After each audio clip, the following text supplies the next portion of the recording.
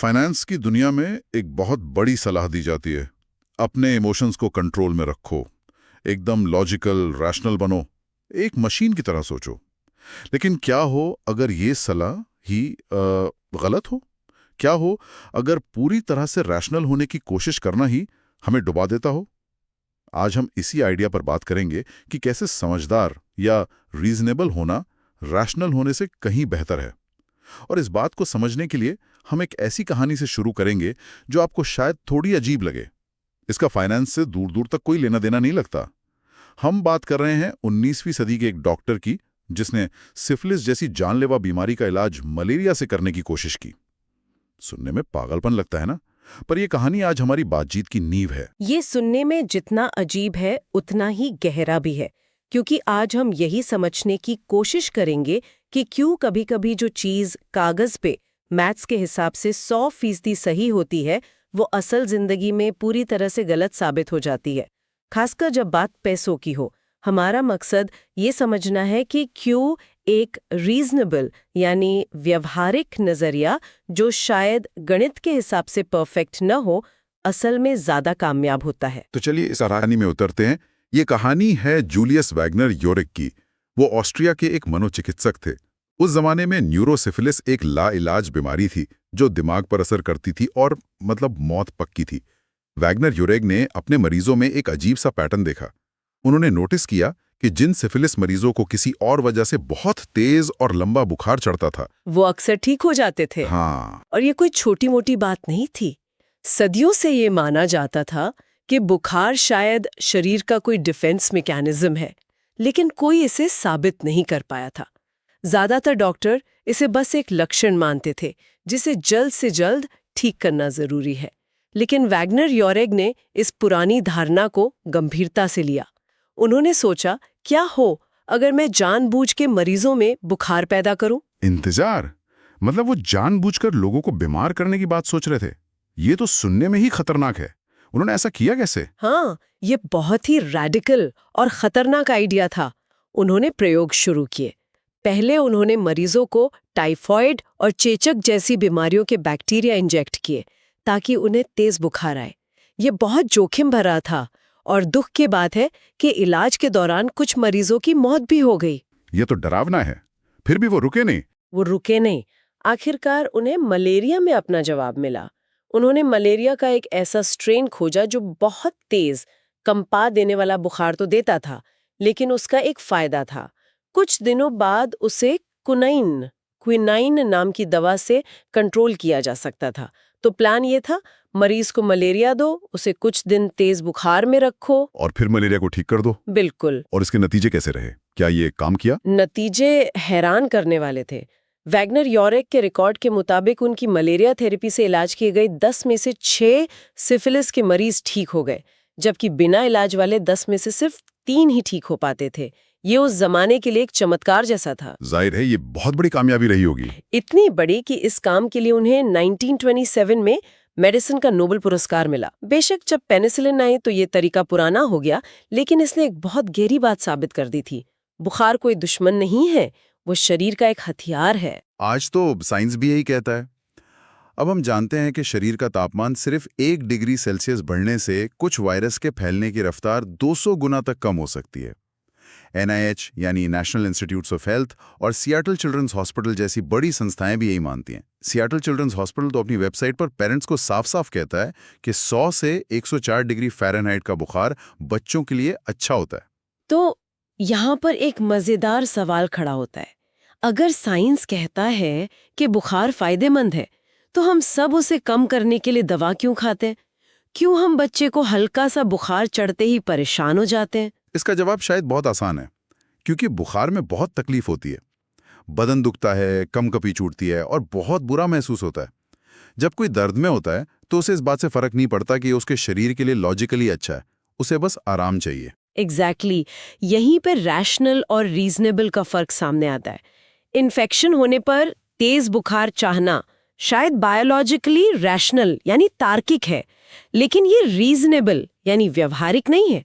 एक डॉक्टर का काम सिर्फ बीमारी का इलाज करना नहीं है, बल्कि मरीज की सहन शक्ति की सीमाओं के अंदर रहकर इलाज करना है। तो ये जो पूरा आइडिया है कि हमें परफेक्टली लॉजिकल होने के बजाय प्रैक्टिकली रीजनेबल होना चाहिए, ये हमारी रोजमर्रा की जिंदगी से जुड़ता है। और अब देखते हैं कि ये मलेरिया और बुखार की कहानी का हमारे पैसों से क्या लेना देना है। सुनने में अजीब लगता है पर कनेक्शन बहुत गहरा है। कनेक्शन ये है कि फाइनेंस की जो पढ़ाई होती है, एकेडमिक फाइनेंस, उसका पूरा फोकस गणित पर होता है। मैथमेटिकली सबसे अच्छी इन्वेस्टमेंट स्ट्रैटेजी कौन सी है? वो ऐसी स्ट्रैटेजी ढूंढते हैं जो आपको सबसे ज्यादा रिटर्न दे। लेकिन असल दुनिया में लोग स्प्रेडशीट पर नहीं जीते। लोग ऐसी स्ट्रैटेजी चाहते हैं जिससे उन्हें रात को चैन की नींद आए। इसका कोई बढ़िया सा उदाहरण है? सबसे बेहतरीन उदाहरण है हैरी मार्कोविट्स। इन्हें मॉडर्न पोर्टफोलियो थ्योरी के लिए नोबेल पुरस्कार मिला था। ये थ्योरी पूरी तरह से गणित पर आधारित है कि कैसे रिस्क और रिटर्न को बैलेंस किया जाए। लेकिन जब एक इंटरव्यू में उनसे पूछा गया कि वो खुद अपना पैसा कैसे इन्वेस्ट करते हैं, तो उनका जवाब बहुत ही हैरान करने वाला था। तो एक आदमी जिसने फाइनेंस के गणित पर नोबेल जीता, वो कैसे इन्वेस्ट करता था? उन्होंने क्या कहा? उन्होंने बताया कि 1950s के दशक में जब वो ये सब थ्योरी बना रहे थे, उन्होंने अपना पैसा बॉन्ड्स और इक्विटी के बीच 50-50 बांट दिया था। बस इतना सिंपल। जब उनसे पूछा गया कि उन्होंने अपने कॉम्प्लेक्स मॉडल का इस्तेमाल क्यों नहीं किया, तो उन्होंने कहा, मैंने उस पछतावे के बारे में सोचा जो मुझे तब होता अगर शेयर बाजार बहुत ऊपर चला जाता और मैं उसमें ना होता, या अगर वो बहुत नीचे चला जाता और मेरा सारा पैसा उसमें लगा होता।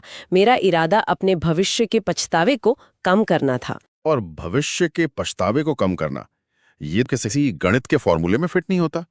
ये तो एक इंसानी भावना है, एक इमोशन है। बिल्कुल। एक रैशनल इन्वेस्टर सिर्फ डेटा और प्रोबेबिलिटी देखता है, लेकिन एक रीजनेबल इन्वेस्टर ये भी देखता है कि उसके फैसलों का असर उसकी मानसिक शांति पर क्या पड़ेगा। वो अपने सहकर्मियों, अपने जीवन साथी, अपने पड़ोसियों के बीच फैसले लेता है। इन्वेस्टमेंट का एक सोशल पहलू भी है जिसे अकादमिक दुनिया अक्सर नजरअंदाज कर देती है। मार्कोविट्स रैशनल या इररैशनल नहीं थे, वो रीजनेबल थे। और जो स्ट्रैटेजीज सिर्फ रैशनल होती हैं, उनके साथ एक और बहुत बड़ी दिक्कत है। वो अक्सर इतनी अव्यावहारिक होती हैं कि कोई आम इंसान उन्हें अपना ही नहीं सकता। इसका एक क्लासिक उदाहरण 2008 में येल के कुछ रिसर्चर्स की एक स्टडी है। हाँ, उस स्टडी ने काफी हलचल मचाई थी। वो लीवरेज के बारे में थी, है ना? हाँ, स्टडी का तर्क था कि एक युवा इन्वेस्टर को अपने रिटायरमेंट अकाउंट को सुपरचार्ज करना चाहिए। कैसे? स्टॉक खरीदने के लिए 2.1 का लीवरेज लेकर। यानी अगर आपके पास 1 लाख रुपए हैं तो आप 2 लाख रुपए का कर्ज लेकर कुल 3 लाख के शेयर खरीदें। अरे बाप रे, रिटायरमेंट सेविंग्स पर कर्ज, ये तो सुनने में ही बहुत रिस्की लग रहा है। उनका गणित ये कहता था कि अगर बाजार 50% गिर भी जाए और आपका पूरा अकाउंट जीरो हो जाए, तब भी आप लंबे समय में उन लोगों से बेहतर स्थिति में होंगे जिन्होंने कर्ज नहीं लिया था। शर्त बस एक थी, आपको हिम्मत नहीं हारनी है और प्लान पर टिके रहना है। देखिए, ये कागज पर शायद काम करता हो, ये गणितीय रूप से रैशनल है, लेकिन असल जिंदगी में ये लगभग हास्यास्पद रूप से अव्यावहारिक है। क्यों? मतलब अगर गणित कह रहा है कि लंबे समय में फायदा होगा। सोचकर देखिए, आप 35 साल के हैं, आपने 10 साल मेहनत करके अपनी रिटायरमेंट के लिए 20 लाख रुपए जोड़े हैं। एक स्टडी पढ़कर आप 40 लाख का कर्ज लेते हैं और कुल 60 लाख रुपए बाजार में लगा देते हैं। फिर बाजार क्रैश हो जाता है। आपकी जिंदगी भर की बचत सिर्फ जीरो नहीं हुई है, बल्कि अब आप पर 20 लाख का कर्ज भी है। क्या कोई भी सामान्य इंसान इस सदमे के बाद शांत रह सकता है और अगले महीने फिर से उसी स्ट्रैटेजी में पैसे डाल सकता है? नहीं, वो हिम्मत हार देगा। वो शायद अपने फाइनेंशियल एडवाइजर पर केस कर देगा। वो शायद दोबारा कभी स्टॉक मार्केट की तरफ देखेगा भी नहीं। ये इस बात का परफेक्ट उदाहरण है कि कैसे कोई चीज टेक्निकली सही लेकिन प्रैक्टिकली बकवास हो सकती है। मतलब ये कि इमोशंस को पूरी तरह से नजरअंदाज करना भी एक बहुत बड़ी गलती हो सकती है। तो फिर इसका हल क्या है? स्रोतों में एक बिल्कुल उल्टी सलाह दी गई है, अपने निवेश से प्यार करो। ये सुनने में बहुत अजीब लगता है ना, क्योंकि हमें हमेशा सिखाया जाता है कि इन्वेस्टमेंट को लेकर भावना शून्य रहो। लेकिन इसमें एक छिपा हुआ खतरा है। अगर आपकी अपनी स्ट्रैटेजी को लेकर कोई भावना नहीं है, अगर आपको उन कंपनियों की कोई परवाह नहीं है जिनमें आपने पैसा लगाया है, तो जैसे ही मुश्किल वक्त आएगा, आप सबसे पहले उसे ही छोड़कर भागेंगे। लेकिन क्या इसमें भी खतरा नहीं है? किसी इन्वेस्टमेंट से प्यार करना, ये तो बहुत बड़ी बेवकूफी भी साबित हो सकता है। हो सकता है आप एक डूबती हुई कंपनी को सिर्फ इसलिए पकड़कर बैठे रहें क्योंकि आप उसे पसंद करते हैं। आपका सवाल बिल्कुल सही है। यहाँ एक लाइन खींचनी जरूरी है। हम आंख बंद करके प्यार करने की बात नहीं कर रहे हैं। बात है एक कनेक्शन महसूस करने की। जो लोग अपनी स्ट्रैटेजी पर विश्वास करते हैं, जो उसे पसंद करते हैं, भले ही वो तकनीकी रूप से 100% परफेक्ट न हो, उनके उस पर टिके रहने की संभावना ज्यादा होती है। और लंबे समय तक टिके रहना ही स्टॉक मार्केट में पैसा बनाने का सबसे जरूरी नियम है। और टिके रहने के फायदे तो साफ हैं।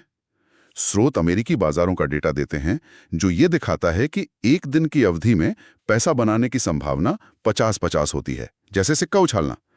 1 साल में ये बढ़ के 68% हो जाती है, 10 साल में 88% और 20 साल की अवधि में ये ऐतिहासिक रूप से 100% रही है। इसका मतलब है कि कोई भी चीज जो आपको गेम में बनाए रखती है, उसका एक क्वांटिफाइबल यानी मापने योग्य फायदा है। जो अच्छा लगे वो करो सिर्फ एक अच्छी लगने वाली कहावत नहीं है। ये आपको वो सहन शक्ति देती है जो सफलता की संभावनाओं को आपकी तरफ मोड़ सकती है। सोचिए, अगर आप एक ऐसी कंपनी में निवेश करते हैं जिसकी आपको कोई परवाह नहीं है, तो जब बाजार गिरेगा तो आप एक ऐसी चीज पर पैसा खो रहे होंगे जिसमें आपकी कोई दिलचस्पी ही नहीं है। ये एक डबल बोझ है। सबसे आसान रास्ता होगा उसे बेचकर निकल जाना। लेकिन अगर आप उस कंपनी के मिशन या उसके प्रोडक्ट्स को लेकर पैशनेट हैं, तो मुश्किल समय में भी आप ये सोचकर टिके रह सकते हैं कि आप किसी सार्थक चीज का हिस्सा हैं। ये प्रेरणा आपको घबराकर बेचने से रोक सकती है। और इस रीजनेबल बट नॉट रैशनल व्यवहार के कई और उदाहरण हैं। एक बहुत आम है होम बायर्स। हाँ, होम बायर्स यानी अपने ही देश की कंपनियों में ज्यादा निवेश करना। सही। लॉजिकली ये कोई अच्छी बात नहीं है। आप दुनिया के 95% कंपनियों को नजरअंदाज कर रहे हैं। लेकिन रीजनेबली, अगर आपको रिलायंस या टाटा जैसी जानी पहचानी कंपनी में निवेश करना ब्राजील या वियतनाम की किसी अनजान कंपनी से ज्यादा सुरक्षित महसूस कराता है, और इसी वजह से आप निवेश करने की हिम्मत जुटा पाते हैं, तो ये पूरी तरह से रीजनेबल है। अनजान जगह पर पैसा ना लगाने से तो बेहतर ही है कि आप जानी पहचानी जगह पर लगाएं। एक और उदाहरण है डे ट्रेडिंग या व्यक्तिगत स्टॉक चुनना। ज्यादातर एक्सपर्ट्स कहते हैं कि आम लोगों के लिए ये बर्बादी का रास्ता है। और वो सही भी है। ये ज्यादातर लोगों के लिए रैशनल नहीं है। लेकिन सोचिए, अगर कोई अपने पोर्टफोलियो का 95% हिस्सा सुरक्षित डाइवर्सिफाइड फंड्स में रखता है और बाकी 5% से थोड़ी बहुत ट्रेडिंग करके खुजली मिटाता है, तो क्या ये बुरा है? शायद नहीं। ये उस 5% का रोमांच उसे अपने बाकी 95% के साथ छेड़छाड़ करने से रोकता है। निवेशक जोश ब्राउन ने एक बार मजाक में कहा था, मैं स्टॉक इसलिए नहीं खरीदता क्योंकि मुझे लगता है कि मैं बाजार को हरा दूंगा। मुझे बस स्टॉक पसंद है और ये मेरा पैसा है, मैं जो चाहूं कर सकता हूं। ये 100% रीजनेबल नजरिया है। और शायद सबसे दिलचस्प कहानी जैक बोगल की है, जो वैनगार्ड के संस्थापक थे। उन्होंने अपनी पूरी जिंदगी कम लागत वाले पैसिव इंडेक्स फंड को प्रमोट करने में लगा दी। वो हमेशा कहते थे कि एक्टिव महंगे फंड से दूर रहो। हाँ, और विडंबना देखिए, उनके बेटे ने एक एक्टिव ज्यादा फीस वाले हेज फंड मैनेजर के तौर पर अपना करियर बनाया। यानी ठीक वैसा ही फंड जिसे बोगल हमेशा खारिज करते थे। और फिर जैक बोगल ने, जिन्होंने कहा था कि ऐसे फंड्स गणित के नियमों का उल्लंघन करते हैं, अपने बेटे के फंड में अपना कुछ पैसा निवेश किया। ये तो अपनी कई बातों के खिलाफ जाना हुआ। उन्होंने इसका क्या कारण बताया? जब उनसे पूछा गया तो उन्होंने बहुत ही ईमानदारी से जवाब दिया। उन्होंने कहा, हम कुछ चीजें परिवार के लिए करते हैं। अगर ये मेरी फिलॉसफी से मेल नहीं खाता तो क्या हुआ? जिंदगी हमेशा मेल नहीं खाती। और इससे ज्यादा सच्ची बात क्या हो सकती है? जिंदगी शायद ही कभी 100% सुसंगत होती है। ये तर्कसंगत नहीं था, पर ये मानवीय था, ये व्यावहारिक था। तो आज की इस पूरी बातचीत का धागा अगर हम जोड़ें तो एक बात साफ निकल कर आती है। पूरी तरह से रैशनल होने का लक्ष्य रखना शायद एक ऐसा लक्ष्य है जो इंसानों के लिए बना ही नहीं है। रीजनेबल होना यानी अपनी भावनाओं, अपने डर, अपने पछतावे और रात की चैन की नींद की जरूरत को समझना ज्यादा टिकाऊ और ज्यादा कामयाब रास्ता है। बिल्कुल। ये हमें वापस बुखार की उस कहानी पर ले आता है। जैसे हम बुखार के तार्किक फायदों के बावजूद दर्द से आराम को चुनते हैं, वैसे ही हमें अक्सर ऐसी फाइनेंशियल स्ट्रैटेजी की ज़रूरत होती है जो हमें मानसिक शांति दे, बजाय उन स्ट्रैटेजीज़ के जो गणितीय रूप से परफेक्ट हों लेकिन हमें रात भर जगाए रखें।